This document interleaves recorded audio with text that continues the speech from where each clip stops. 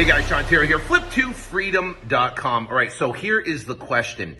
How do I get pictures from a seller, and how do I position the seller in a virtual market where I have no boots on the ground? So we do deals all across the entire country, and most of the deals we do are in smaller towns where we don't have boots on the ground. So we've got to get pictures, and we've got to position the seller to have buyers come into the property with no supervision from our team or anything like that. So how do we get that done?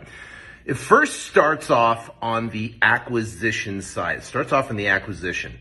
Then I'll show you how it moves over to disposition. So when you're negotiating with a seller, typically, you're asking them what price they want for the property. You're going to come in with a lower offer. And then there ends up being a closing the gap scenario where you're going to negotiate. They want a higher price, you want a little bit lower price, but you might do a split down the middle. You might negotiate. You're going to come back and forth, and eventually you're going to come to an agreement. Part of negotiating is when you get something. When you give up something, you get something. Meaning, if you give up on price, and if you go from 105 to 107,000, that is giving up on price. You always want to get something in return. So we know that in the negotiation process, a 99.9% of our deals, we're going to give up on price. We're going to increase our price.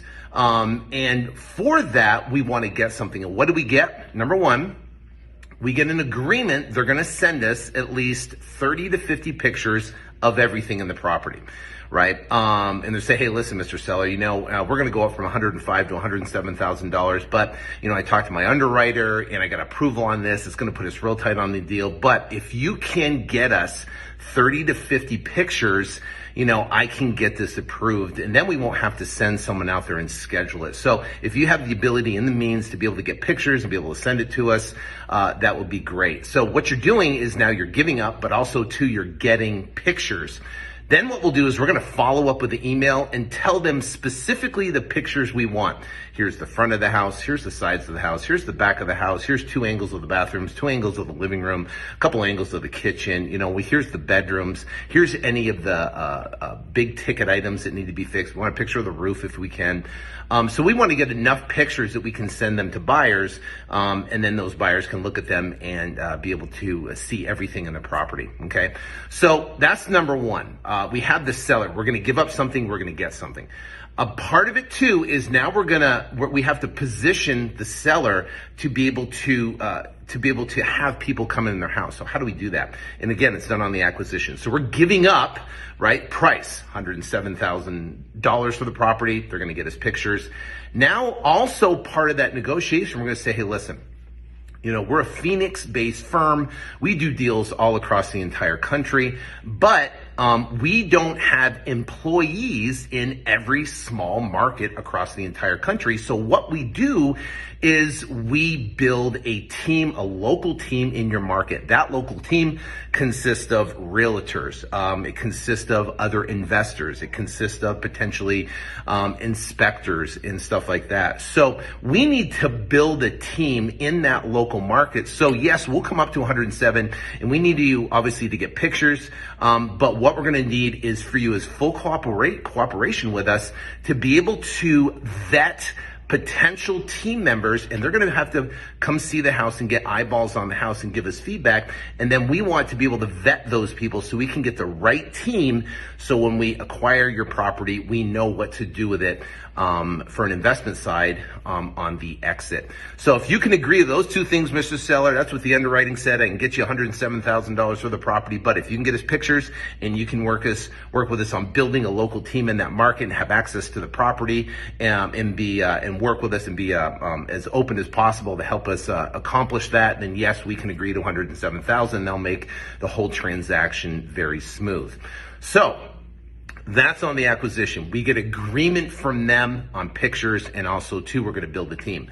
Now that transitions over to the acquisition team. Now, the disposition team. So now the disposition team, what they're going to do is they're going to do a welcome call with the seller, and they're going to reiterate these points. They're going to reiterate, hey, thank you so much for the pictures. Also, too, I'm sure John told you or Amy told you, or one of the sales guys told you, whichever one it is. We are going to build a local team in that market. Now, we typically start off with realtors. We have some potential investors.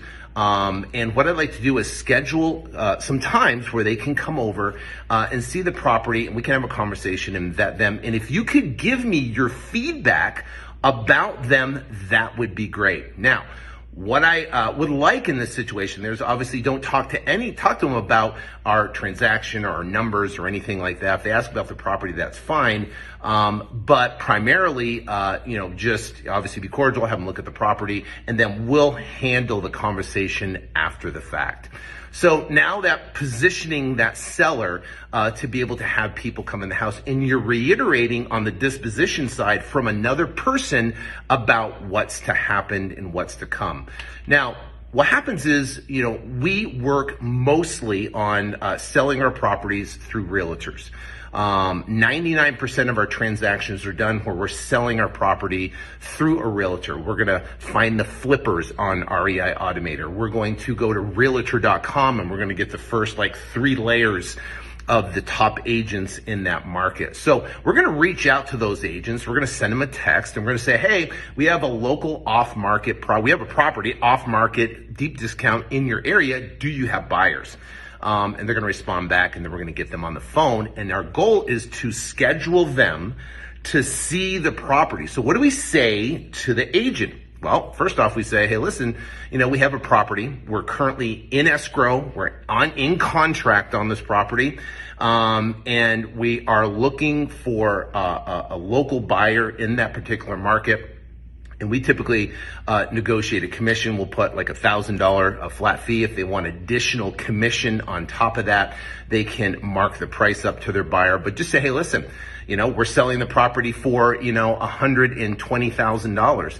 And in that $120,000, if you give us a full price offer, we have $1,000 commission there. If you want to have additional commission on there, all you have to do, you can mark it up to say $125 for an example, and then you have a $6,000 commission built in.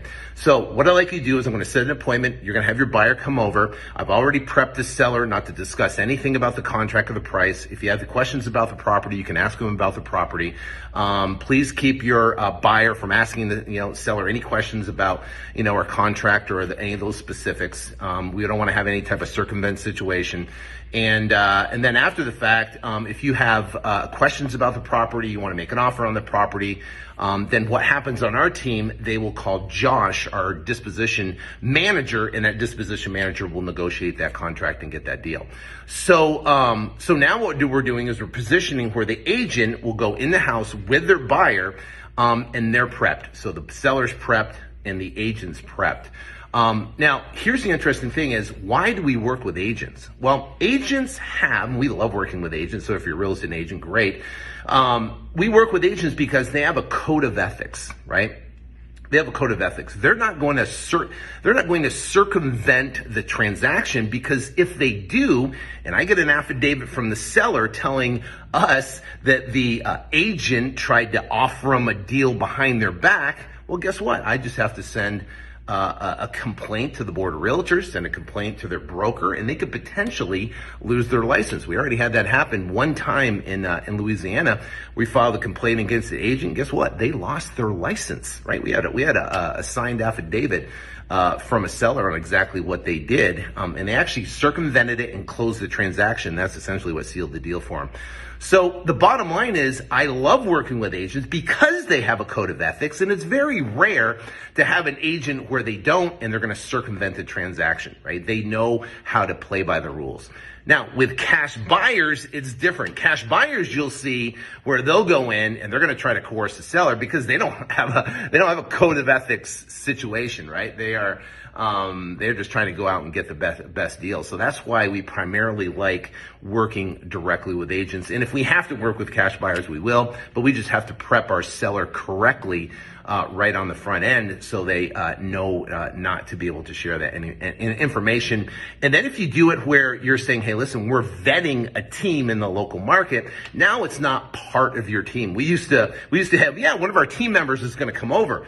But what happened was we got a moron that goes over to the house, right? And then screws up the entire transaction, and it makes our company look bad because we don't know who this person is going over. So now we're saying, hey, listen, we're vetting a team on the ground. Listen, they're not working for us. They're not part of our team. They're part of a network, of investors and agents and buyers and stuff like that. So if you could help us vet them, that'd be great. If you can give me your opinion of what type of person you think they are, that'd be great too. So now you and the seller are on the same page vetting these people coming over to the property. So that is how you position and get pictures. That's how you basically get to position the seller to see the property and get buyers in that property. That works phenomenally well. It's an interesting dynamic to try to get people to go see the property and stuff, but that's the way it has to happen. And we do a ton of transactions just like the way I just explained. So I hope that helps. Make sure you follow on here on Instagram. If you're watching on YouTube, make sure you subscribe. More videos we have there. And again, thank you so much for watching the video, and I'll see you soon. Any other questions, DM me, let me know, and I'd be happy to answer for you. God bless.